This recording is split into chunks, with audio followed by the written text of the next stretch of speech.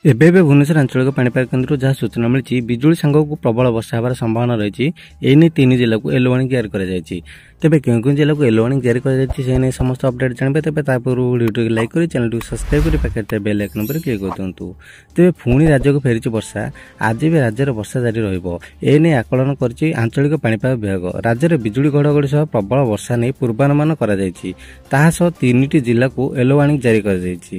Yellow warning ଜାରି ହୋଇଥିବା ଏହି 3ଟି ଜିଲ୍ଲା ଗୁଡ଼ିକ ହେଉଛି ପୁରୀ, ଜଗତସିଂହପୁର ଓ କେନ୍ଦ୍ରାପଡ଼ା। ଆଗାମୀ 3 ଘଣ୍ଟା ପାଇଁ ଏହିସବୁ ଜିଲ୍ଲାକୁ ସତର୍କ ସୂଚନା ମଧ୍ୟ ଜାରି କରାଯାଇଛି।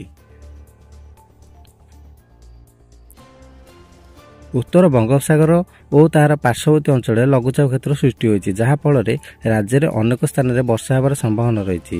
ରାଜ୍ୟର କଟକ, ଯାଜପୁର, କେନ୍ଦ୍ରାପଡ଼ା, ଭଦ୍ରକ, ଗଞ୍ଜାମ, ମୟୂରଭଞ୍ଜ ତଥା କେନ୍ଦୁଝର ଭଳି ଜିଲ୍ଲାରେ ମଧ୍ୟ ବର୍ଷାର ସମ୍ଭାବନା ରହିଥିବା ଆଇଏମ୍ଡି କହିଛନ୍ତି।